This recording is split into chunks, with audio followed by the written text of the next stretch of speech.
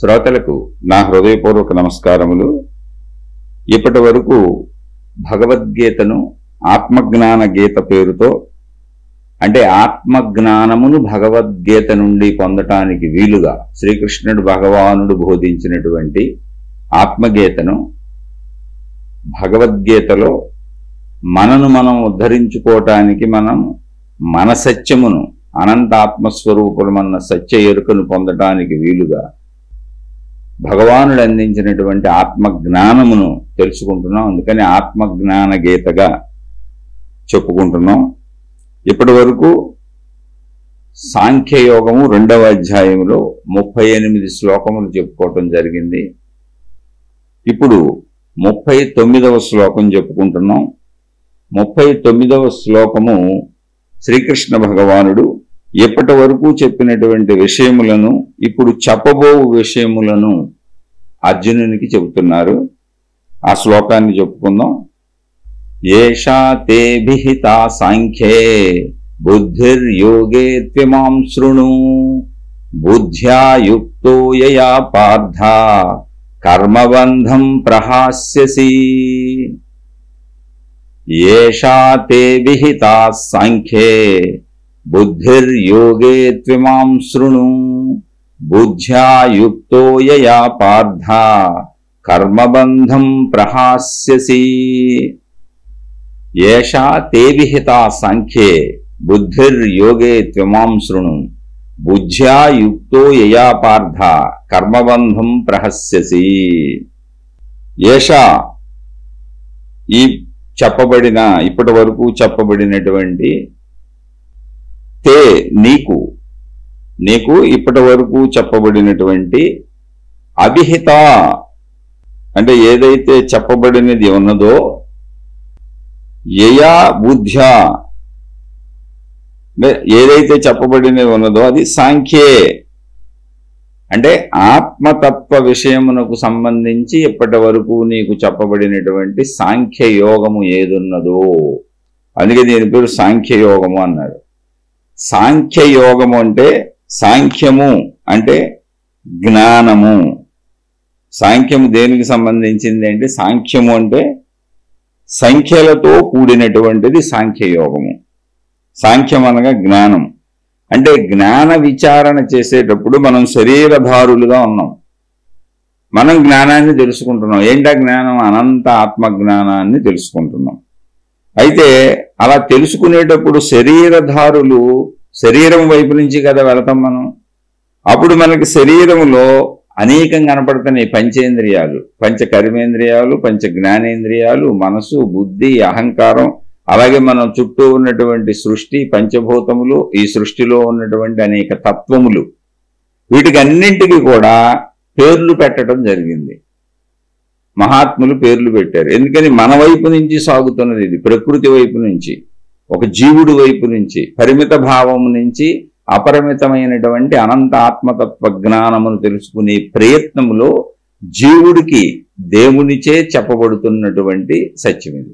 దేవుడంటే అనంత ఆత్మతత్వమును ఎరిగినటువంటి, ఆ అనుభూతి కలిగినటువంటి, తానే అనంత ఆత్మతత్వము అయినటువంటి, రూపము ధరించినటువంటి దేవుడు, రూపము ఉన్నటువంటి వ్యక్తి దేవుడు. తనకు ఎరుకుంది, నేను అనంత ఆత్మతత్వమును అన్న. అటువంటి ఎరుక కలిగినటువంటి జీవన్ముక్తుడైనటువంటి రూపధారుడైనటువంటి వ్యక్తిని భగవానుడు, దేవుడు అని పిలుస్తున్నాం. ఆ భగవానుడు జీవులకు బోధించేటప్పుడు జీవులు ఏది నిజం అనుకుంటున్నారు? ఇప్పుడు శరీరం నిజం అనుకుంటున్నాం, ఇంద్రియాలు నిజం అనుకుంటున్నాం, మనసు నిజం అనుకుంటున్నాం, బుద్ధి నిజం అనుకుంటున్నాం. అందుకని ఈ చుట్టూ ఉన్న సృష్టి నిజం అనుకుంటున్నాం, పంచభూతాలు నిజం అనుకుంటున్నాం, గ్రహగోళాలు నిజం అనుకుంటున్నాం. అంటే ఇవన్నీ అబద్ధమని కాదు, అన్నీ నిజమే. కానీ తాత్కాలిక నిజములు, అంటే కొంతకాలము మాత్రమే ఉండే నిజములు. అబద్ధాలు కాదు, నిజాలే. కొంతకాలం ఉంటాయి, నిరంతరం మార్పు చెందుతూ ఉంటాయి. అలాగే శాశ్వతంగా ఉండవు. ఇవాళ ఉన్నట్టుగా రేపు ఉండదు, రేపు ఉన్నట్టుగా ఎల్లుండి ఉండదు, ఎల్లుండి ఉన్నట్టుగా తర్వాత ఉండదు, ఇప్పుడు ఉన్నట్టుగా ఒక 6 నెలల తర్వాత ఉండదు, ఆ సంవత్సరం తర్వాత ఉండదు. అలా మన శరీరములు కానీ, సృష్టిలోని విషయములు కానీ అన్ని మార్పుకు లోనవుతూ ఉంటాయి. మార్పుకు లోనవుతూ ఒక సమయమునకు అంతరించిపోతాయి. మరలా కొత్తవి ఉద్భవిస్తూ ఉంటాయి. అంటే ఇక్కడ జనన మరణాలు ఉంటాయి, ఇవి రావటం పోవటం ఉంటుంది, నిరంతరం మార్పులకి లోనవుతూ ఉంటాయి. అందువలన మార్పులకు లోనయ్యేవి తాత్కాలిక సత్యములే, కానీ స్థిరత్వం లేదు. స్థిరమైనటువంటి మార్పులకు లోను కానటువంటి అనంత ఆత్మతత్వము, ఆత్మశక్తి, దాన్నే భగవత్ శక్తి, దేవుడు అని పిలుస్తున్నాం. అదే సృష్టి మొత్తము ఆవరించి ఉన్నటువంటి సర్వవ్యాపకమైనటువంటి ఆత్మశక్తి. అదే జీవులలో ప్రాణశక్తిగా ఉన్నది, అంటే పిలవబడుతున్నది. ఇప్పుడు ఆ అనంత ఆత్మశక్తి ఎరుక కలిగినటువంటి రూపధారి అయినటువంటి భగవానుడు, మానవ రూపధారి అయినటువంటి భగవానుడు. శరీరం మానవ శరీరమే, కానీ అనంత ఆత్మ ఎరుకుంది. మానవ శరీరం ఉండి అనంతాత్మ ఎరుకున్నప్పుడు భగవానుడు, మహాత్ముడు, గురువు, జ్ఞాని, అవధూత ఇటువంటి అనేక పేర్లతో పిలువబడ్డారు. ఇక్కడ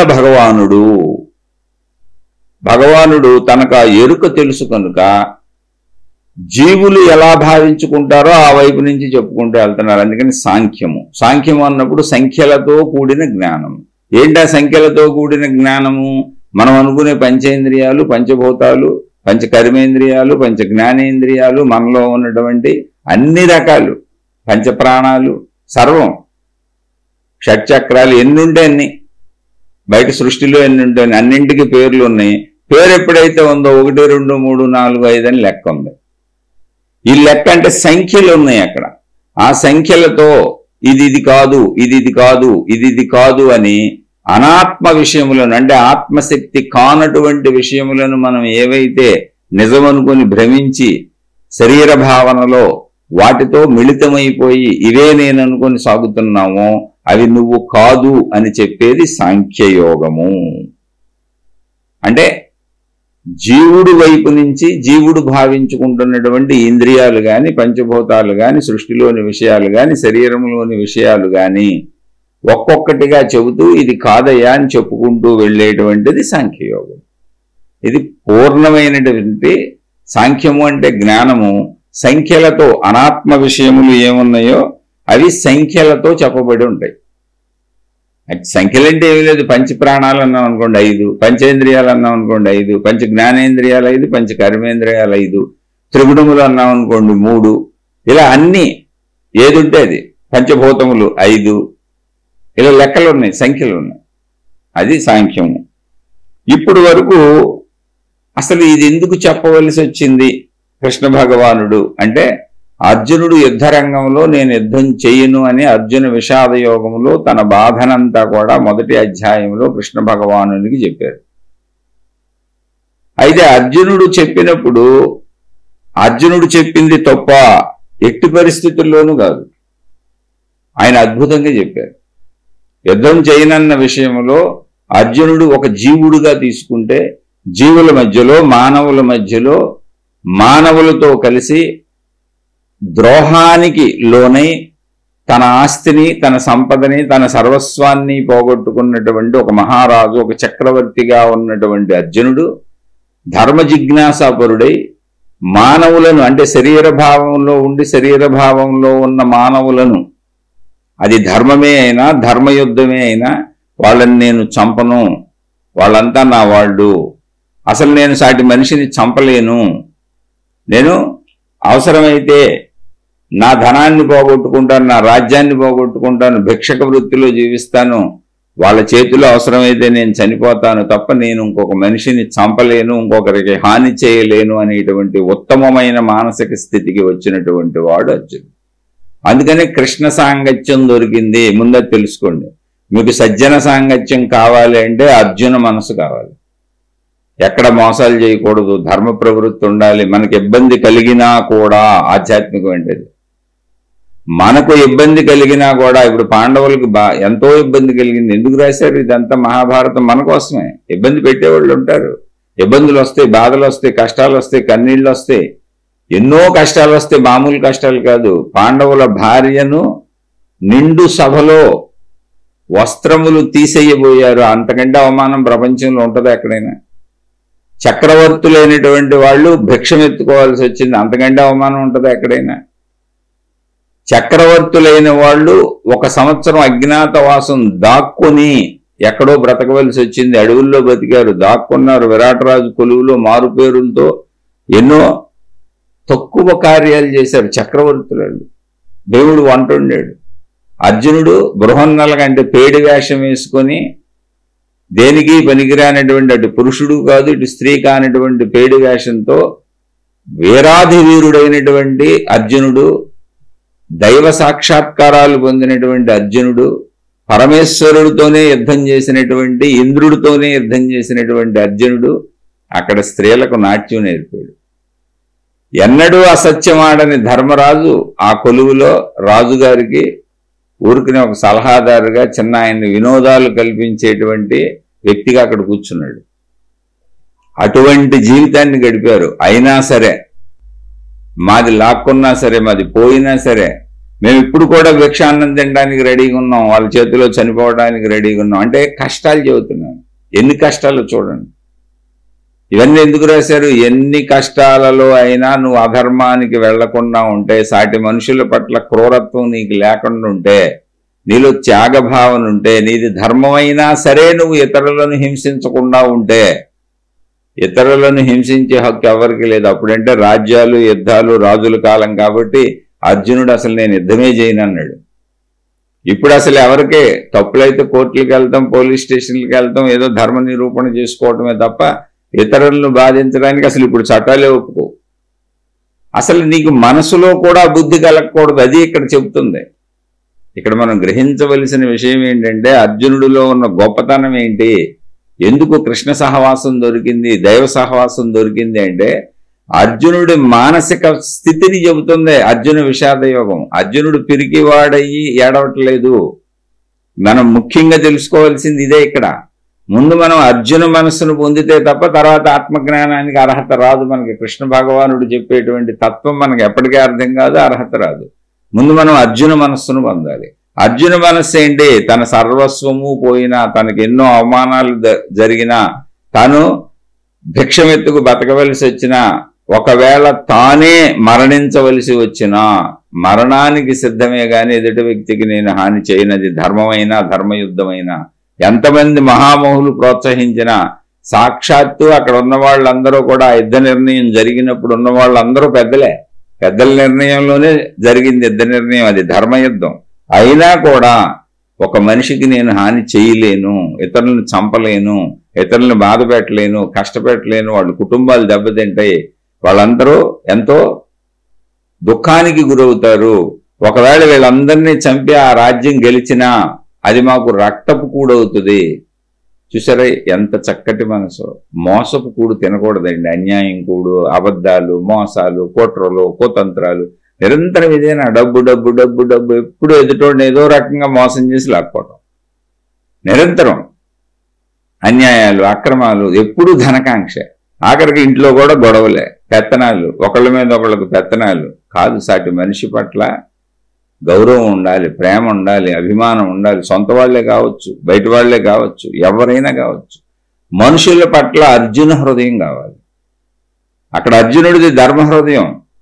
ధర్మ యుద్ధం జరుగుతుంది, కానీ నేను చంపనంటాడు. చంపకపోతే నేను చంపేస్తారా, పర్వాలేదు నేను చనిపోతానంటాడు. అంతకు మించిన త్యాగం ఉందా? ఇక్కడ మేము చనిపోమని కాదు, నేను చనిపోతానని కాదు, నేనే చనిపోను ఎవరి కోసం. విషయం అది కాదు. అసలు అంతరంగంలో మనకు హాని చేసిన వాళ్ళ పట్ల కూడా ద్వేషభావన ఉండకూడదు. అటువంటి ఒక సమహృదయం నీకు వచ్చినప్పుడు మాత్రమే నువ్వు ఆత్మజ్ఞానానికి అర్హుడవు, అర్హురాలు. అది అర్జున హృదయం చెబుతుంది. అది ప్రాక్టీస్ చేసుకోవాలి మనం. ఆ తర్వాత మనకి కృష్ణ భగవానుడు బోధించే జ్ఞానం అర్థమవుద్ది. అసలు కృష్ణ భగవానుడు మరి అర్జునుడికి ఇంతవరకు జ్ఞానం బోధించలేదుగా. వాళ్ళు చిన్నప్పటి నుంచి కలిసే ఉన్నారు, చిన్నతనం నుంచి తెలుసుగా, ఎప్పటి నుంచో కలిసే తిరుగుతున్నారుగా. యుద్ధం జరిగే వరకు కృష్ణ భగవానుడు ఎన్నో సహాయాలు వాళ్ళకి చేస్తూనే ఉన్నాడు. యుద్ధంలో కూడా వీళ్ళ వైపే వచ్చాడుగా. మరి ఎప్పుడు ఆయన జ్ఞానం బోధించలేదే, ఆత్మజ్ఞానం చెప్పలేదే వాళ్ళకి. అంత స్నేహితుల వలె ఎంతో అన్యోన్యతతో ఎంతో ప్రేమతో కలిసి తిరుగుతున్నారే వాళ్ళు. ఆయన ఎప్పుడు నాకు ఈ జ్ఞానం తెలిసి నువ్వు నేర్చుకొని చెప్పలేదే. ఎందుకని అంటే అటువంటి పరిస్థితులు రాలేదు. అర్జున మనసు బయటికి వ్యక్తీకరించబడే పరిస్థితులు ఎప్పుడు రాలేదు. ఇప్పుడు వచ్చింది యుద్ధంలో.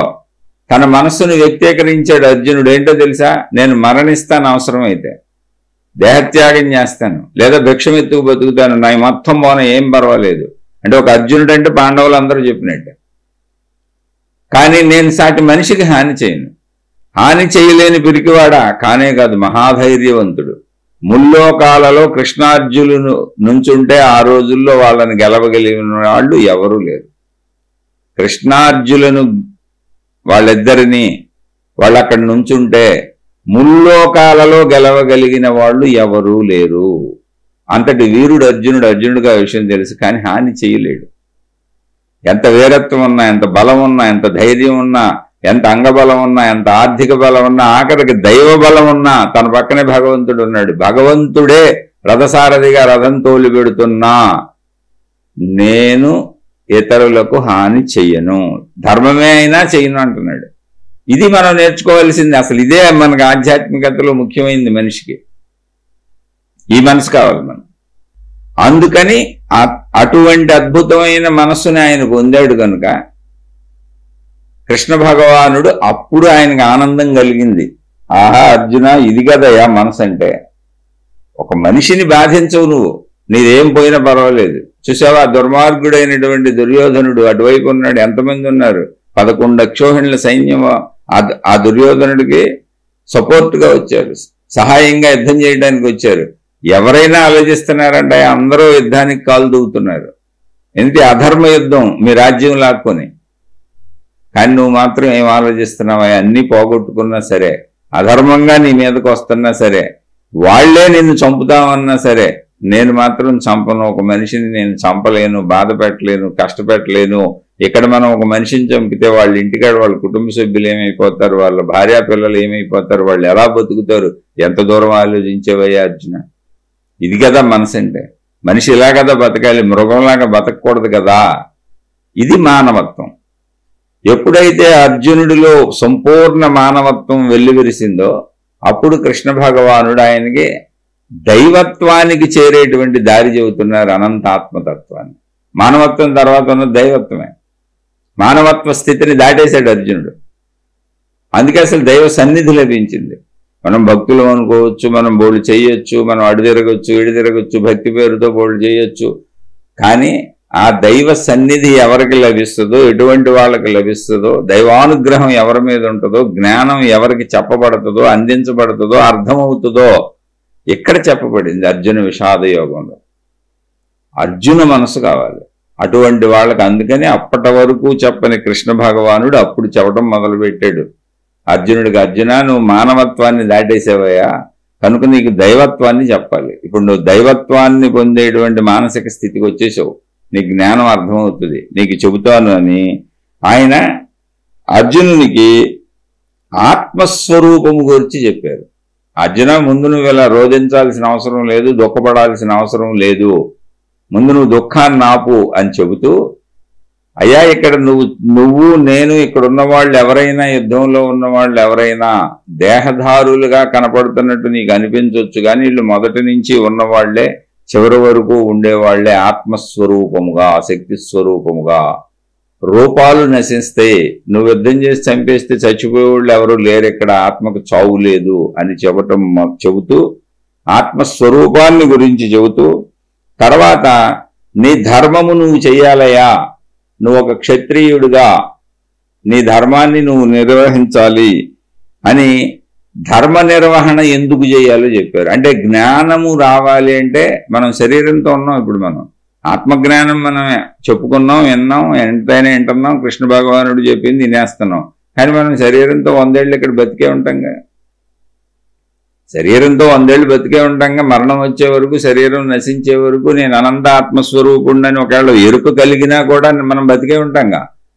బతికే ఉన్నప్పుడు శరీరానికి ఆకలికి అన్నీ ఇవ్వాలి, కాలకృత్యాలు తీర్చుకోవాలి, శరీరానికి అవసరమైన సమకూర్చాలి, ఉండటానికి ఉండాలి, నిద్రపోవడానికి ఉండాలి, వసతులు సౌకర్యాలు అన్నీ కావాలిగా, కనీస వసతులు సౌకర్యాలైనా కావాలిగా. అది ధర్మము. అందుకని ఎవరి ధర్మాలు వాళ్ళు చేయాలి. అలా ధర్మ నిర్వహణ చేస్తున్న వాడికే జ్ఞానం అర్థమవుతుంది. జ్ఞానం అర్థమైన వాడు ధర్మ నిర్వహణే చేస్తాడు. కాబట్టి ధర్మము తప్పొద్దు అర్జున, నీ ధర్మము క్షాత్ర ధర్మము. నువ్వు క్షత్రియుడిగా యుద్ధం చేయడం నీ ధర్మమయ్యా. ఎందుకని అంటే నువ్వు యుద్ధం చేసి రాజ్యాన్ని గెలిస్తే మీరు ధర్మ పరిపాలకులు కనుక మీ పరిపాలనలో ప్రజలు ఎంతో ఆనందంగా సంతోషంగా హాయిగా సుఖంగా కాలం గడుపుతారు. సంపూర్ణ రక్షణ ఉంటుంది వాళ్ళకి. మీరు వీరులు కూడా కనుక. కాబట్టి ప్రజలు ఇక్కడ సుఖపడతారు. ఒక రాజుగా నీ కర్తవ్యం ప్రజల సుఖము. దుర్మార్గుడైనటువంటి ఆ దుర్యోధనుడు పరిపాలిస్తే ప్రజలకి సుఖం ఉండదు. కాబట్టి ఇక్కడ యుద్ధమే నీ ధర్మము. అది కూడా యుద్ధం నువ్వు కోరుకున్నది కాదు, దానంతట అదే వచ్చినది. దానంతట అదే వచ్చినటువంటి యుద్ధాన్ని నువ్వు తప్పకుండా చేయాలి. అది నీ వైపు వచ్చేసింది. నువ్వు ఇప్పుడు రక్షణార్థమైనా యుద్ధం చేయాలి. నువ్వు రక్షించుకోవడానికైనా యుద్ధం చేయాలి. అది నీ క్షత్రియ ధర్మము అని చెప్పుకొచ్చారు. ఇప్పుడు అలా చెబుతూ ఇవన్నీ చెప్పుకుంటూ వస్తూ ఆయన మనం ఎలా జీవించాలో చెబుతున్నారు ఇక్కడ. ఇలా నువ్వు మళ్ళీ నీ ధర్మం నిర్వహించేటప్పుడు అసలు నువ్వు ఎలా జీవించాలి అంటే, ఈ ధర్మ నిర్వహణ చేయకపోతే నీకు అపకీర్తి వస్తుంది, నేను చెడ్డవాడు అనుకుంటారు, నేను పిరికివాడు అనుకుంటారు, నువ్వు పారిపోయావు అనుకుంటారు, నీకు మనుషుల్ని చంపడం ఇష్టం లేక, మనుషుల్ని బాధ పెట్టడం ఇష్టం లేక నువ్వు ఆలోచించి యుద్ధం చేయనంటున్నావు అని అనుకోరు, నువ్వు పిరికివాడు అనుకుంటారు, నీకు అపకీర్తి వస్తుంది. ఇంత వీరుడైనటువంటి అర్జునుడు ఇప్పుడు యుద్ధం మానేసి పారిపోయాడని చెప్పుకుంటారయా, అటువంటి అపకీర్తిని తెచ్చుకోకు అని చెబుతూ ధర్మపరమైనటువంటి యుద్ధాన్ని చెయ్యి. యుద్ధం నువ్వు కోరుకున్నది కాదు, యుద్ధం దానంతటది వచ్చింది. దానంతటది ప్రాప్తించిన దానితో మనం జీవితాన్ని గడపాలి అనేటువంటి సందేశాన్ని మనకు కూడా ఇచ్చారు. అక్కడ ఇస్తూ ఇక్కడ కర్మయోగాన్ని చెబుతున్నారు. ఈ ముందు శ్లోకంలో చెప్పారు, సుఖదుఃఖే సమేకృత్వ లాభాలాభౌ జయాజయౌ తతో యుద్ధాయ యుజ్యస్వ నైవం పాపమవాప్స్యసి. ముందు శ్లోకంలో చెప్పింది అది. సుఖే దుఃఖే లాభాలాభౌ జయాజయౌ. సుఖదుఖములందు గాని లాభ నష్టములందు గాని జయ అపజయములందు గాని సమభావంతో ఉండాలి, వాటిని సమంగా తలచాలి. ఆ తరువాత అంటే ఇవన్నీ సమంగా భావించుకుంటూ తతో యుద్ధాయ, యుద్ధానికి యుజ్యస్వ సిద్ధపడుము. ఇక్కడ యుద్ధం అంటే ఏంటి? అర్జునుడికి అక్కడ రణరంగంలో యుద్ధము, మనకి జీవితంలో మనం సాగించే మన ప్రయత్నములు. మన ప్రయత్నంలో ఎప్పుడు ఏం జరుగుద్ది? ఒకటే జరుగుతుంది, ప్రయత్నించాం, జయమో అపజయమో వస్తుంది. అయితే పని అవుద్ది, లేకపోతే అవ్వదు. జయం అంటే ఏంటి? మనం ప్రయత్నించింది అవుతుంది, కార్యం అవుతుంది. అపజయం ఏంటంటే కార్యం అవ్వదు. కార్యం అవ్వకపోతే ఏమవుతుంది? నష్టం వస్తుంది. కార్యం అయితే ఏమొస్తుంది? లాభం వస్తుంది. లాభం వస్తే ఏమొస్తుంది? సుఖం వస్తుంది. నష్టం వస్తే ఏమొస్తుంది? దుఃఖం వస్తుంది. కాబట్టి వీటిని అన్నింటినీ సమానంగా తీసుకొని నీ కర్తవ్యం నువ్వు చేసుకుంటూ వెళ్ళిపో. ఒకసారి లాభం వస్తుంది, ఒకసారి నష్టం వస్తుంది. సృష్టి అంతే, ఇలాగే ఉంటుంది. కానీ నువ్వు కార్యములు ఆపకూడదు. నష్టం వస్తుంది కదా అని కార్యం ఆపకూడదు. లాభం వస్తుంది కదా అని అధిక కార్యాలకు దూకేయకూడదు. నీ ధర్మములు అంటే లాభం వస్తుంది కదా అని మోసం చేసి దుర్యోధనుడిలాగా ఇతరుల మీద పడిపోకూడదు. అలా చేయకూడదు. సమానంగా చూడు లాభ నష్టాలను. అంటే ఏంటి? నష్టం వచ్చినా లాభం వచ్చినా నువ్వు బ్రతకటం కోసం కార్యం చేస్తున్నావు, ఏదో ఒక ఫలితం వస్తుంది, వాటితో హాయిగా ఉండు. నువ్వు కర్మ చేయి శుభ్రంగా, వచ్చిన ఫలితం ఏంటో దాన్ని తీసుకొని హాయిగా ఉండు. ఇది కర్మయోగం. ఇక్కడి నుంచి కర్మయోగం చెబుతున్నారు ఆయన. అంటే యోగము అంటే కలయిక. ఇటువంటి కర్మ నువ్వు ఎప్పుడు చేయగలుగుతావో అప్పుడు నీకు అసలు పాపం అంటదు. లాభ నష్టాలని, జయాపజయాలని, సుఖదుఖాలని నువ్వు సమానంగా ఎప్పుడైతే తీసుకుంటావు అంటే మళ్ళీ అన్నీ ఒకటే.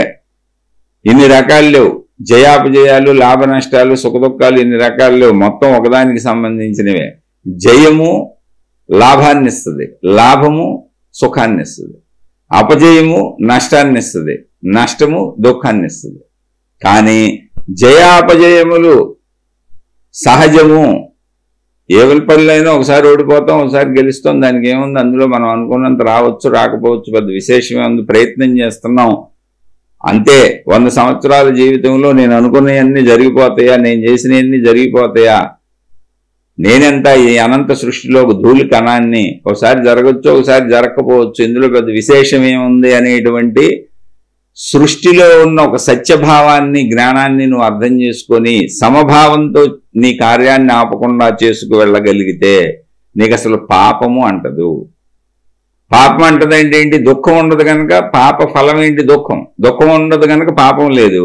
అలాగే లాభం వస్తుంది కదా అని దుర్యోధనుడు వలే అతిగా ఇతరుల మీద పడిపోయి లాభకాంక్షతో మోసాలు, అన్యాయాలు, అక్రమాలు చేసి వెళ్ళావా, అక్కడ మళ్ళీ పాపం వస్తుంది నీకు, చెడు వస్తుంది నీకు. ఆ చెడు ఫలాన్ని అనుభవించాల్సి వస్తుంది. అందుకని లాభాన్ని కూడా మామూలుగానే చూడు.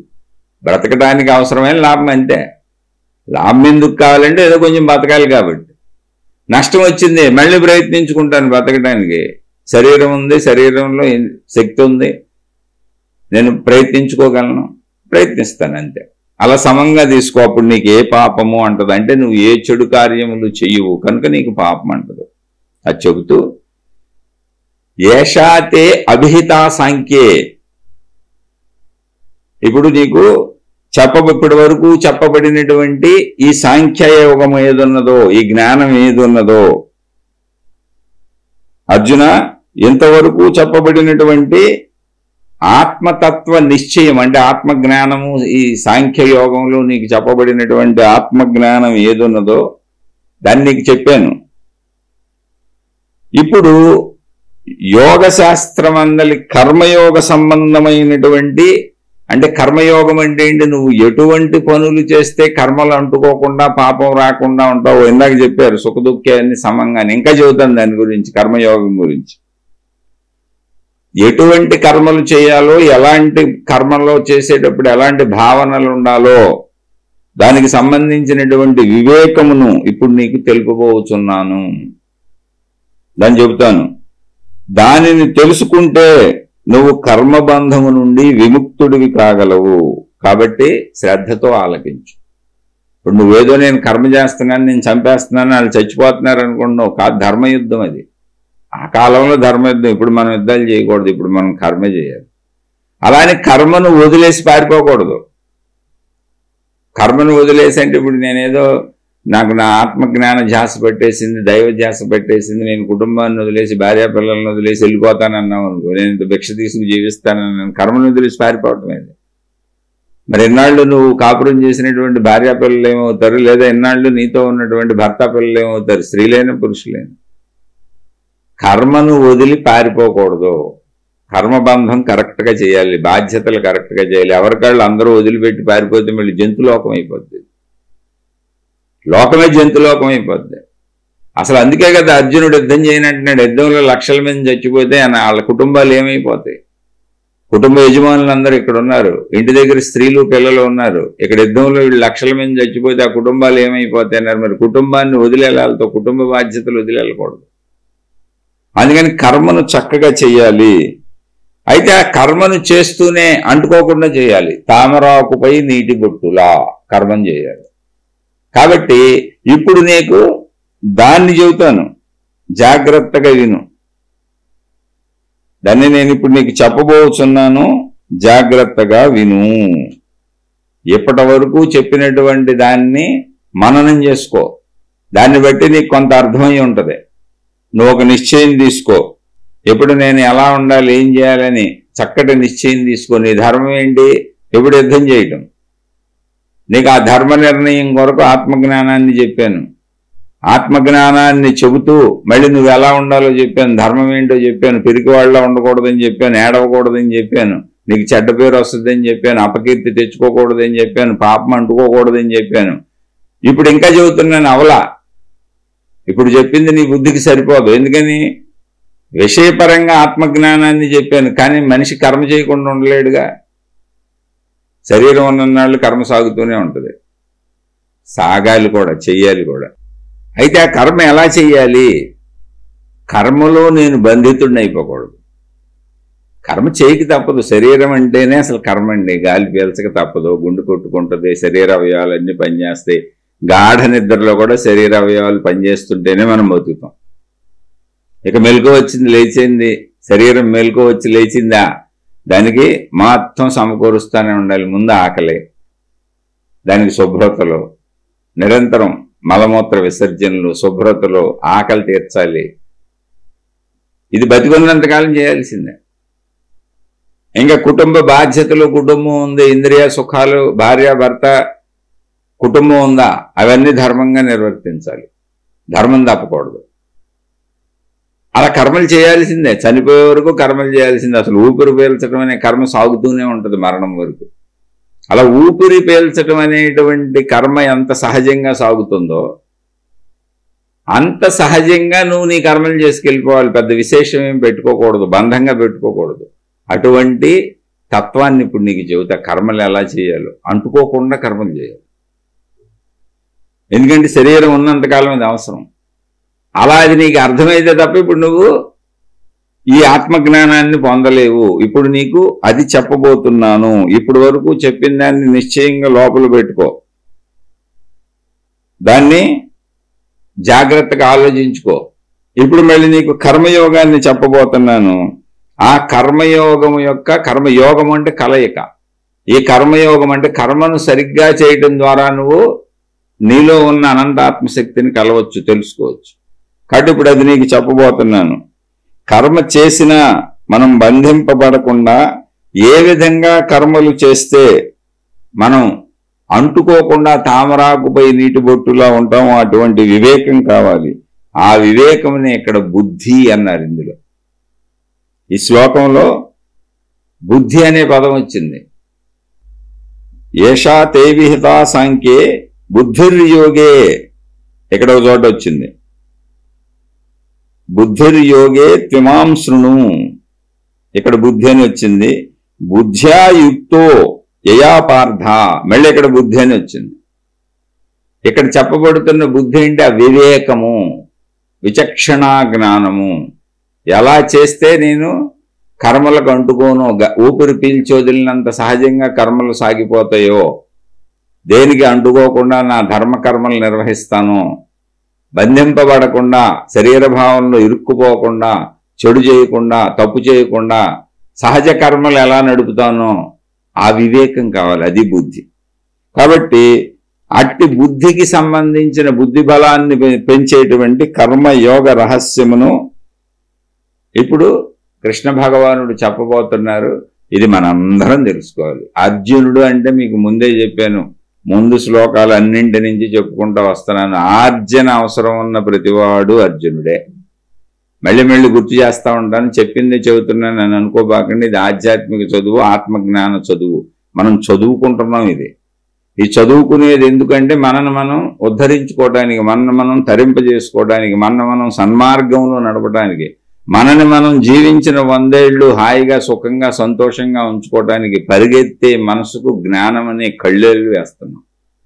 నిరంతర కోరికలతో, నిరంతరమైనటువంటి దుఃఖాలతో, బాధలతో, విసుగుతో, చికాకుతో, కోపాలతో, అనేక రకాల భయాలతో ఊగిపోతూ భావోద్వేగాలకి గురి చేసేటువంటి మనసుని ఒక నిశ్చల స్థితికి తేవటానికి జ్ఞానం అనేటువంటి చదువుని దానికి చెబుతున్నాం. ఆధ్యాత్మిక చదువు, ఆత్మజ్ఞాన చదువు.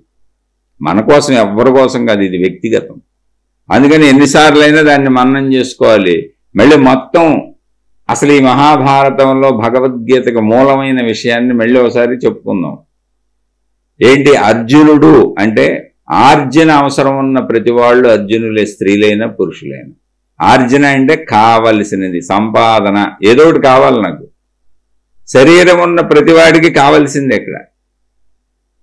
తినటానికి, ఉండటానికి, సమస్తం కావలసింది. కాబట్టి అందరూ అర్జునులే, భూమి మీద ఉన్న అందరూ అర్జునులే, స్త్రీలైనా పురుషులైనా. అది స్త్రీలింగము పురుషులింగము కాదు, అందరూ ఆర్జన అవసరం ఉన్న అందరూ అర్జునులే. అర్జునులందరికీ దిక్కెవరు? భగవంతుడే. కావాలి అన్నప్పుడు విశ్వశక్తి, సృష్టి ఉన్న విశ్వం నుంచే దీన్ని పొందాలి. కావలసినవన్నీ ఇక్కడ విశ్వంలోనే ఉన్నాయి. పొందాలంటే ప్రయత్నం చేయాలి. ప్రయత్నం చేయాలి అనేటువంటి జీవుడు ఎవరో? పంచేంద్రియముల జీవుడు. శరీరంలో ఉన్నాయండి పంచేంద్రియములు. పంచేంద్రియములకు భావములు, పంచభావములు, శబ్ద స్పర్శ రూప రస గంధములు. రసం అంటే రుచి, గంధం అంటే వాసన. ఈ 5 ఇంద్రియములతోనే మనం ఏం చేసినా, ఈ 5 ఇంద్రియ సుఖాలు, ఈ 5 ఇంద్రియ దుఃఖాలే మనకుండేవి. వీటితోనే ప్రయత్నం చేసేది, వీటితోనే శరీరం నడిచేది. ఈ 5 ఇంద్రియములు ఎవరో కాదు, పంచపాండవులు. ఆ పంచపాండవులు నిరంతరం ఏది కావాలన్నా ధర్మపరమైనటువంటి విధానంలో సాగాలి అంటే భగవద్ జ్ఞానం ఉండాలి, భగవత్ సాయం ఉండాలి, భగవంతుడు పక్కనే ఉండాలి, అంటే భగవద్ధ్యాసలో సాగాలి. అదే కృష్ణ భగవానుడు పాండవుల వైపు ఉండడం. ఇక్కడ కౌరవులు ఎవరో 100 మంది, అంటే జీవుడు యొక్క ఆయువు కాలము 100 సంవత్సరములు. కాలములో ఏమున్నది? కాలంలో మనకు కావలసిందంత ఉంది.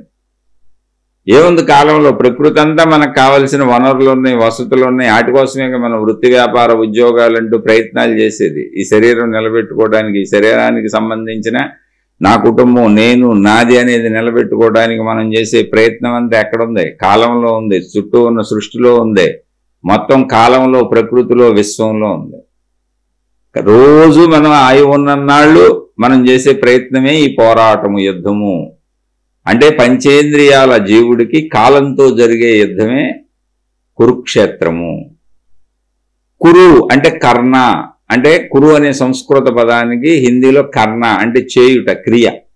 క్షేత్రం అంటే ప్రదేశము, చేసే ప్రదేశము, క్రియలు చేసే ప్రదేశం. మన శరీరమే నిరంతరం కదులుతూనే ఉంటుంది, క్రియాత్మకంగానే ఉంటుంది. క్రియలు చేసే ప్రదేశము, క్రియలు చేయగలిగిన ప్రదేశము మన శరీరమే. మన శరీరమే కురుక్షేత్రము. 100 సంవత్సరాల ఆయువుతో నిరంతరం ఆయువు ఉన్ననాళ్ళు పోరాటం జరుగుతూనే ఉంటుంది. ఆయువు ఉన్ననాళ్ళు ప్రయత్నించాల్సిందే మనం. వాళ్లే కౌరవులు. ఇక్కడ కౌరవుల వైపు ఉన్నటువంటిది కృష్ణ సైన్యం అంతా కౌరవుల వైపు ఉంది. ఇప్పుడు కృష్ణుడి దగ్గరికి అర్జునుడు వచ్చాడు, దుర్యోధనుడు వచ్చాడు. కృష్ణ భగవానుడు నేను యుద్ధం చేయను, నేను ఒక్కడనే ఒక పక్క యుద్ధం చేయను, నా సైన్యం అంతా ఒక పక్క వాళ్ళు యుద్ధం చేస్తారు, ఎవరికేది కావాలో కోరుకోండి అన్నారు. దుర్యోధనుడు సైన్యాన్ని కోరుకున్నాడు. అంటే కాలం ప్రకృతిలో ఉన్నటువంటి సమస్తాన్ని తీసుకుంది. ప్రకృతి మొత్తం కాలంలో ఉంది, కాలంలో ఉన్న సమస్తం ప్రకృతిలో ఉన్న సమస్తం విషయాలు అక్కడ ఉన్నాయి. అర్జునుడు భగవంతుడిని కోరుకున్నాడు, నేను యుద్ధం చేయనన్నాడు. ఎందుకని? మనలో ఉన్నటువంటి పరమాత్మ శక్తి ఏది ఉందో, ప్రాణశక్తి ఏది ఉందో, ఆత్మశక్తి ఏది ఉందో అది కేవలం శరీరాన్ని నిలిపి ఉంచుతుంది తప్ప మిగిలిందంతా పంచేంద్రియాల శరీర భావనతో నీ యుద్ధం నువ్వే చేసుకోవాలి. నీ యుద్ధం నువ్వే చేసుకోవాలి. నేను అనంత ఆత్మశక్తిని అని తెలుసుకుంటే అసలు యుద్ధమే ఉండదు. నువ్వు పరమాత్మలో లీనమైపోతావు, జీవన్ముక్తుడైపోతావు. కానీ నీకు ఆ శక్తి ఇప్పుడు మనలోనే ఉంది. అర్జునుడు యుద్ధము చెయ్యని కృష్ణ భగవానుడిని కోరుకోవటం అంటే ఏంటి? మనలో ఉన్నటువంటి ప్రాణశక్తి ఏది ఉందో అదే ఆత్మశక్తి, అదే దైవశక్తి. అది యుద్ధాలు చేయదు, దానికి ఏ ఉద్దేశము లేదు, ఏ కోరిక లేదు. అది ఎలా ఉంది? నిర్వికారము, నిరంజనము, అనంతము, అఖండము, అనిర్వచనీయము, అవాంగ్మానస గోచరము. ఎలా ఉందా అలా ఉందని చెప్పడానికి లేదు, దానికి ఏ కోరిక లేదు. మీరు కోరిక దేనికి ఉంది? దేహానికి ఉంది, ఇంద్రియాలకు ఉంది. దేహాన్ని, ఇంద్రియాన్ని, మనసుని, బుద్ధిని నడిపేదేంటి? ఆ శక్తే. అది ఆధారంగా ఉంది తప్ప యుద్ధం అంతా శరీరమే చేసుకుంటుంది, మనసే చేసుకుంటుంది. ఆ దైవశక్తి, ప్రాణశక్తి, ఆత్మశక్తి ఎటువంటి యుద్ధాలు చేయదు, దానికి ఎటువంటి స్వ ఇచ్చ లేదు. అందుకే కృష్ణ భగవానుడు నేను యుద్ధం చేయను అన్న ఉద్దేశం అది. అక్కడ మనం మన తత్వాన్ని గుర్తించాలి. తత్వం అంతా అందులో ఎమిడ్చబడి ఉంది. కాబట్టి ఇది తీసుకొని మనం ఎలా ఉండాలో అనేది ఇప్పుడు మహాభారతంలో నేర్చుకుంటూ వెళితే, మహాభారత పాత్రల్లో మనం చూసుకున్నాం. ఇప్పుడు కృష్ణ భగవానుడు మన లోపల ఉన్న అంతరాత్మ, పాండవులు మన పంచేంద్రియాలు, మన శరీరమే. ఇప్పుడు ప్రయత్నం, మన శరీరంతో చేసే ప్రయత్నం అంతా కూడా యుద్ధమే. అటువైపు కాలం కౌరవులు, కాలంలో కౌరవుల దగ్గర ఉన్నటువంటి కృష్ణ సైన్యం అంతా కూడా ప్రకృతిలో ఉన్నటువంటి సంపదలు. వీటి కోసం మనం ప్రయత్నించాల్సింది. ఎందుకంటే మనం ఆర్జన అవసరం ఉన్న అర్జునులం గనుక. అయితే ఇప్పుడు ఈ ఆర్జన అవసరం ఉన్న అర్జునుడు అంటే మనం ఎలా ఉండాలి, ఎలా ఉంటే మనం మన ఆత్మతత్వాన్ని తెలుసుకొని ఆ దైవత్వాన్ని చేరుకోగలమో, మనలో ఉన్న అంతరాత్మ స్వరూపమైన ఆత్మశక్తి స్వరూపమైనటువంటి ఆ భగవానుడికి మాత్రమే తెలుసు. అందుకనే ఆ భగవానుడైన కృష్ణ భగవానుడు యుద్ధం చేయనన్నాడు అంతే. యుద్ధం చేసేది శరీరం, యుద్ధం చేసేది మనసు, యుద్ధం చేసేది కోరికలు, యుద్ధం చేసేది ఇంద్రియాలు, వాటికి అన్నీ కావాలి. కానీ అనంత ఆత్మశక్తికి ఏమీ అక్కర్లేదు. కానీ నాకు సర్వజ్ఞానము తెలుసు కనుక నీకు ఏమీ అక్కర్లేని స్థితికి నిన్ను తీసుకెళ్లి ఆ సర్వజ్ఞానాన్ని బోధిస్తాను. యుద్ధంతో నాకేం పని లేదు, అనంత ఆత్మశక్తి నేనే. కనుక ఆత్మశక్తి జ్ఞానాన్ని నీకు బోధిస్తాను అని అర్జునుడికి ఆ జ్ఞానాన్ని అందిస్తున్నారు. అంటే అది మనకే అందిస్తున్నారు. మనలో ఉన్న ఆత్మతత్వం మనకే అందిస్తున్న జ్ఞానం ఆత్మజ్ఞాన గీత ఈ భగవద్గీత. కాబట్టి దీన్ని మనకు అన్వయించుకుంటూ ప్రతిరోజు దాన్ని గ్రహిస్తూ ప్రతిదీ మనకే అన్వయించుకోవాలి. మీకు ఎక్కడో పాత్రలు కనపడకూడదు, ఓ కృష్ణ భగవానుడు కనపడకూడదు, యుద్ధం కనపడకూడదు, అర్జునుడు కనపడకూడదు, ఆ రథాలు కనపడకూడదు, ఆ కురుక్షేత్ర సంగ్రామం కనపడకూడదు, ఆ పోస్టర్లు కనపడకూడదు, ఏం కనపడకూడదు. మీకు ఒకటే కనపడాలి, మీ అంతరాత్మలో మీ గుణాలు కనపడాలి. ఏ శ్లోకం విన్నా, ఏ వాక్యం చెప్పుకుంటున్నా, భగవద్గీత ఆత్మజ్ఞాన గీత అనగానే దాంట్లోకి వెళ్ళగానే మన శరీర భావం కూడా పోవాలి. మన శరీరం గుర్తుండకూడదు, మన రూపం కనపడకూడదు, మన శరీరం కనపడకూడదు, మన వాళ్ళ రూపాలు కనపడకూడదు.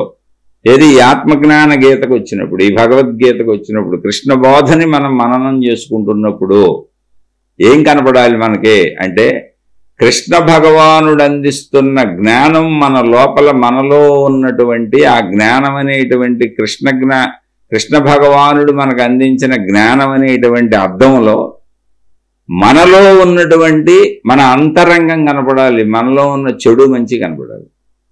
ఇంకేం కనపడకూడదు. మీకు ఇంకేం కనపడినా మీరు తప్పుదోవలు వెళ్తున్నారని అర్థం. మీరు ఏం కనపడినా తప్పుదోవలు వెళ్తున్నారని అర్థం. ఆయన అందించిన అర్థం జ్ఞానార్థం. అది ఆ జ్ఞానార్థంలో ఆయన ఒక్కొక్కటి చెబుతున్నారు, ఒక్కో శ్లోకం చెప్పుకుంటూ వస్తున్నారు, ఒక్కో శ్లోకాన్ని వివరించుకుంటూ వెళ్తున్నాం. ఇందులో చెప్పిందే చెప్పుకోవచ్చు, పునరుక్తి అనేక సార్లు ఉండొచ్చు. ఎందుకంటే ఎన్ని లక్షల కోట్ల సార్లు చెప్పిందే చెప్పుకున్నా అనంత ఆత్మతత్వాన్ని పొందే వరకు చెప్పుకోవలసిందే. అసలు నేను చెప్పింది చెప్పడం ఏంటి, మీరు విన్నది వినటం ఏంటి? మహాత్ములే ఆత్మజ్ఞాన గ్రంథాలు కొన్ని లక్షలు రచించారు, రాసిందే రాశారు, చెప్పిందే చెప్పారు. అనేక ఉపమానాలతో వేల రకాలుగా చెప్పారు. వేల ఉపనిషత్తులు ఉన్నాయి, వేల గ్రంథాలు ఉన్నాయి. ఎంతోమంది మహాత్ములు వేల లక్షల రకాలుగా దీన్ని చెబుతానే ఉన్నారు. మన జీవిత కాలాలు ఇలాంటి జన్మలు 100 జన్మలు 1000 జన్మలు ఎత్తినా కూడా వాళ్ళు అందించిన జ్ఞానాన్ని సంపూర్ణంగా తెలుసుకోవడం మన వల్ల కాదు. చదువుకుంటూ వెళ్ళాలి, తెలుసుకుంటూ వెళ్ళాలి అనుకుంటే. కాకపోతే మనకి కడుపు నిండినంత తింటే సరిపోద్ది. భూమి మీద ఉన్న ఆహారం అంతా మనకెందుకు? మన కడుపు నిండటానికి ఎంత కావాలో అంత చాలు మనకు ఆహారం. అలాగే మనం ముక్తిని పొందటానికి, మనం మన ఆత్మతత్వాన్ని తెలుసుకోవడానికి, నేను అనంత ఆత్మశక్తి స్వరూపుణ్ణి అని తెలుసుకోవటానికి మనకెంత అవసరమో అంత జ్ఞానం చాలు. అంతకు మించిన జ్ఞానం పాండిత్యం అవుతుంది, అది కూడా పనికిరాదు, వృధా బరువైపోద్ది. ఇప్పుడు ఆ పాండిత్యాన్ని మళ్ళీ ప్రదర్శించుకోవాలని ఆత్మతత్వాన్ని వదిలేసేటో బయలుదేరుతాం. ప్రజలను ఉద్ధరిస్తాను, దేశాన్ని ఉద్ధరిస్తాను, వాళ్ళని ఉద్ధరిస్తాను, వీళ్ళని ఉద్ధరిస్తానని బయలుదేరుతాం. ఇదంతా పాండిత్య ప్రకర్షలే. ఎవరెవరిని ఉద్ధరిస్తారు? ఉద్ధరించేదే ప్రకృతి శక్తి. అసలు నీకు జన్మనిచ్చింది ఏది, నిన్ను అంతం చేసేది ఏది? నువ్వు అందులోనే వచ్చావు, నువ్వు అందులోనే కలిసిపోయావు. దాంట్లో సమస్త మార్గాలు ఉన్నాయి. ఎవరిని ఇక్కడ ఉద్ధరించక్కర్లా. ఉన్నదంతా ఆత్మస్వరూపమే. అది దాన్ని తెలుసుకోగలదు, అది దాన్ని కలుసుకోగలదు. అందుకని మనని మనం తరింపజేసుకునేంత మనం తెలుసుకుంటే చాలు. ఎవరినో ఉద్ధరిస్తాననేది కూడా అహంకారమే మళ్ళీ ఇక్కడ. ఎందుకంటే నీకు భిన్నంగా ఎవరో ఉన్నారన్న భావన. నీకు భిన్నంగా ఎవరో ఉన్నారంటే మళ్ళీ శరీర భావమే, మళ్ళీ దేహభావమే. నేను ఒక దేహాన్ని, నాకు భిన్నంగా అనేక దేహాలు ఉన్నాయి. నాది తెలిసిన దేహం, నాది గురువు దేహం, నాది జ్ఞాని దేహం, నాది మహాత్ముడు దేహం, నాది దైవదేహం. వాళ్ళు మామూలు దేహాలు, సామాన్య దేహాలు. కాబట్టి ఇప్పుడు నేను వాళ్ళని ఉద్ధరించాలి. మళ్ళీ ఈ భావన వేరుపరుచుకుంటూ వెళ్ళిపోతుంది మనం. అందుకని అసలు ఎటూ పోకుండా మీలో మీరు కూర్చోండి. మీకు ఏ ఊహలు వద్దు, ఏ ఆలోచనలు వద్దు. కృష్ణ భగవానుడు అందించినటువంటి జ్ఞానము అనేటువంటి అర్థములో మనం ప్రతిరోజు ఈ శ్లోకాలు చెప్పుకుందాం, ఎప్పుడు కుదిరితే అప్పుడు. మొత్తం ఆధ్యాత్మిక ప్రచురణ శీర్షికల్లో ఏదో ఒకటి ఆత్మజ్ఞాన సంబంధిత విషయాలే రోజు వస్తుంటాయి. అది భగవద్గీత కావచ్చు, అష్టావక్ర గీత కావచ్చు, లేదా ఎవరన్నా అడిగినటువంటి ప్రశ్నలకు సమాధానాలు కావచ్చు. ఏ రూపంలో చెప్పుకోబడేది ఆధ్యాత్మిక చదువు, ఆత్మజ్ఞాన చదువు. ఇంకోటైతే ఉండదు. మంచి కూర్చున్న విషయాలు. ముందు మంచిలోకి రాకుండా ఆత్మజ్ఞానం అర్థమే కాదు. కాబట్టి ఇవి చెప్పుకుంటూ ఈ జ్ఞాన అర్థములో మన అంతరంగం కనపడాలి, బాహ్య అర్థములో మన ప్రతిబింబం కనపడుతుంది. భౌతిక ప్రతిబింబం, మన ముఖం ఎలా ఉంది, మన డ్రెస్ ఎలా ఉంది, మన జుట్టు ఎలా ఉంది, మన స్టైల్స్ అన్నీ చూసుకోవచ్చు. జ్ఞానార్థంలో మన అంతరంగం కనపడాలి. అంతరంగంలో ఏం కనపడాలి? గుణాలు కనపడాలి, స్వభావం కనపడాలి, ఆలోచనలు కనపడాలి, మంచి చెడులు కనపడాలి, మొత్తం కనపడాలి. లోపల ఉన్న భావోద్వేగాలన్నీ కనపడాలి. అందులో మంచివన్నీ అలా ఉంచుకో. మంచిని సవరించాల్సిన అవసరం ఏముంది? ఇప్పుడు మనం బయట అద్దంలో కూడా చూసుకుంటున్నాం, జుట్టు చక్కగా ఉంది, మొహం చక్కగా ఉంది, బట్టలు చక్కగా ఉన్నాయి, సవరించుకోవడానికి ఏముంది? ఇంకా ఎక్కడ చక్కగా లేదో, ఎక్కడ సరిగ్గా లేదో దాన్ని సవరించుకోవాలి. జుట్టు సరిగ్గా లేదు దూకో, మొహం సరిగ్గా లేదు సరి చేసుకో, ఏం చేసుకుంటావు చేసుకో, సరి చేసుకో. అలాగే జ్ఞానార్థంలో మంచిని సరి చేసుకోవాల్సిన అవసరం లేదు, చెడుని సరి చేసుకోవాలి. ఆ చెడుని సరి చేసుకోవడానికే ఈ జ్ఞానార్థము. అందుకని మనం చేసే కర్మలు, మన పనులు, మన శరీర భావాలు ఇవన్నీ ఎలా ఉండాలి? ఇప్పుడు అసలు పనులు ఎలా ఉండాలి? ఎందుకంటే ప్రతి వాళ్ళు పని చేయవలసిందే, కర్మయోగము. అది దాని గురించి చెబుతాను జాగ్రత్తగా. ఇప్పుడు వరకు చెప్పిన విషయాలన్నీ మనసులో పెట్టుకొని ఓ అర్జున, ఇప్పుడు చెప్పబోయే కర్మయోగాన్ని కూడా జాగ్రత్తగా పెట్టుకో, గ్రహించు. దీనికి ముందే కర్మయోగానికి ఆయన ముందు శ్లోకంలోనే చెప్పారు, లాభ నష్టాలను, సుఖ దుఃఖాలను అన్నింటినీ కూడా, జయాపజయాలను అన్నింటినీ కూడా సమభావంతో చూసి వెళ్ళగలిగితే అసలు నీకు పాపమే అంటదు. ఎందుకంటే లాభం కోసం తప్పులు చేయవు, నష్టాన్ని దుఃఖంగా తీసుకోవు. ఇదంతా సహజమే 100 ఏళ్ల జీవితంలో. అటులు ఒకసారి లాభం వస్తుంది, ఒకసారి నష్టం వస్తుంది.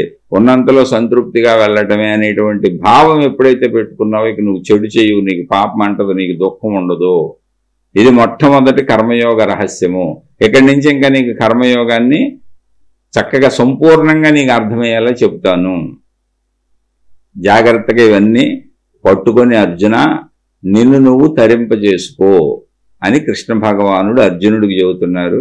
ఆ అర్జునుడు ఎవరో కాదు మనమే, కృష్ణ భగవానుడు ఎవరో కాదు, మనలో ఉన్నటువంటి ప్రాణశక్తి, అనంత ఆత్మశక్తి. మనం అన్నప్పుడు మనకు నేను అన్నది శరీర భావన, ప్రాణశక్తి ఆత్మశక్తి దైవ భావన. మనలో ఉన్నటువంటి అనంత ఆత్మశక్తి స్వరూపమే కృష్ణ భగవానుడు అనేటువంటి దైవంగా రూపధారణలో అర్జునుడిగా ఉన్న మనకి బోధించబడుతుంది. ఇది బోధించబడి ఆ తత్వాన్ని తెలుసుకుంటే మనం అనంత ఆత్మశక్తిలో లీనమైపోతాం. అంతే. ఆ లీనమైపోవటానికే మనం చదువుకుంటున్న చదువు ఆధ్యాత్మిక చదువు, ఆత్మజ్ఞాన చదువు. జాగ్రత్తగా వినండి. ఒకవేళ చెప్పిందే చెప్పబడుతున్నా, విన్నదే వినబడుతున్నా, ఎన్ని వందల వేల లక్షల సార్లైనా వింటూనే ఉండండి. ఎందుకంటే దాన్ని పొందే వరకు వినాల్సిందే. అదే మననము. శ్రవణము తర్వాత మననం అంటే ఏంటి? ఏది శ్రవణం చేశామో దాన్ని మననం చేసుకుంటూ ఉంటాం. ఆ మననం చేసిన భావాన్ని స్థిరపరుచుకోవటానికే నిధిధ్యాస, అదే ధ్యాసలో ఉంటాం. దాన్ని స్థిరపరుచుకోవటానికే ధారణ, ధ్యానము, తపస్సు ఇవన్నీ దానికోసమే. అనేక రకాలుగా భావాన్ని చెప్పుకుంటున్నాం అంతే. కాబట్టి చక్కగా నిశ్చల మనసుతో, నిర్మల మనసుతో ఉండండి, ప్రశాంతంగా ఉండండి. ఎవరికి హాని చేసే తలంపులు అసలు మనసులో పెట్టుకోబాకండి. కీడు చేసిన వాళ్ళు కూడా, మనకి కీడు చేసిన వాళ్ళు కూడా, మనకు హాని చేసిన వాళ్ళు కూడా బాగుండాలని కోరుకోండి. వీలైతే వాళ్ళకు కూడా మేలే చేయండి. ఇది అర్జున మనసు. అర్జునుడు ఎందుకు నేను యుద్ధం చేయను అంటున్నాడు? అది మనకు నేర్పడానికి. అక్కడ తనకు హాని చేసిన వాళ్ళను కూడా నేను వాళ్ళకి హాని చేయను, అవసరమైతే నేను భిక్షమెత్తుకుంటాను లేదా వాళ్ళ చేతిలో చనిపోతాను, కానీ హాని నా వైపు నుంచి ఉండదు అన్నాడు. అంటే అసలు చెడు తలంపు అర్జున హృదయంలోంచి ఎగిరిపోయింది లేదు. అలాగే మన హృదయంలో చెడంతా ఎగిరిపోవాలి.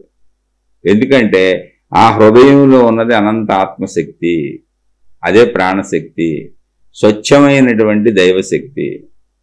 దాంట్లోంచి చెడుని తీసి బయట పారేయగలిగితే, అంటే ఆ శక్తిని చెడుగా ఉపయోగించుకుంటున్నాం దేహభావనలో, ఆ చెడుని తీసేయగలిగితే అది సంపూర్ణ దైవత్వమై కూర్చుంటుంది.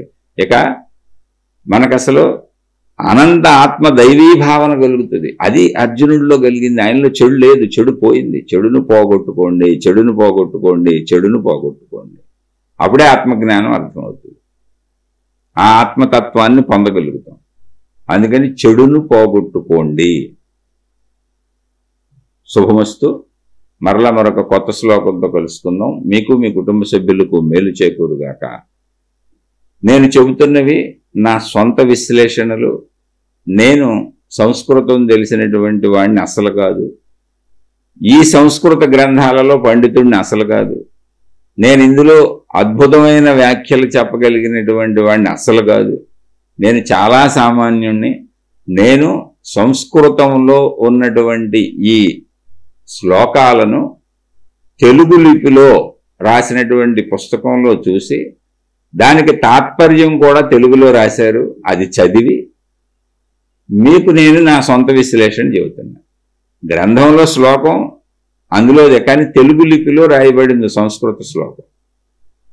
దానికి అర్థం కూడా ఉంది, ఎందరో మహాత్ములు రాశారు. దానికి నా సొంత విశ్లేషణలో నాకు అర్థమైనవి చెబుతున్నా. ఆధ్యాత్మిక చదువుగా, ఆత్మజ్ఞాన చదువుగా, కృష్ణ భగవానుడు బోధించి వెళ్ళినటువంటి చదువు. ఇటువంటి చదువు ఎన్నో గ్రంథాలు ఉన్నాయి, ఒక్కొక్కటి చెప్పుకుందాం. మన కాలం కుదిరితే, ఆయువు ఉంటే, భగవంతుడు దైవశక్తి అనుగ్రహిస్తే, గొంతు పనిచేస్తూ ఉంటే, శరీరంలో శక్తి ఉంటే, ఇలా భగవత్ తత్వం అందించెళ్ళినటువంటి ఆధ్యాత్మిక చదువుకు అవసరమైన గ్రంథాలు ఎన్నో ఉన్నాయి, ఆత్మజ్ఞాన గ్రంథాలు ఎన్నో ఉన్నాయి. అలా ఒక్కొక్కటి చెప్పుకుంటూ ముందుకు సాగుదాం. ఆధ్యాత్మిక చదువు చదువుకుందాం, ఆత్మజ్ఞాన చదువు చదువుకుందాం. ఏమాత్రం అవకాశం దొరికినా ఈ జన్మలోనే ముక్తిని పొందటానికి ప్రయత్నిద్దాం. మన ప్రయత్నం మనం చేద్దాం, చేయాలిగా. ఎప్పుడో వసతి లేని బద్ధకంతో ఎందుకు, కొంచెం గట్టిగా ప్రయత్నిద్దాం. ఈ జన్మలోనే ఇప్పుడే ప్రయత్నించి ముక్తిని పొందుదాం. ఆ ఉద్దేశంతో బలంగా ముందుకు సాగుదాం. శుభమస్తు.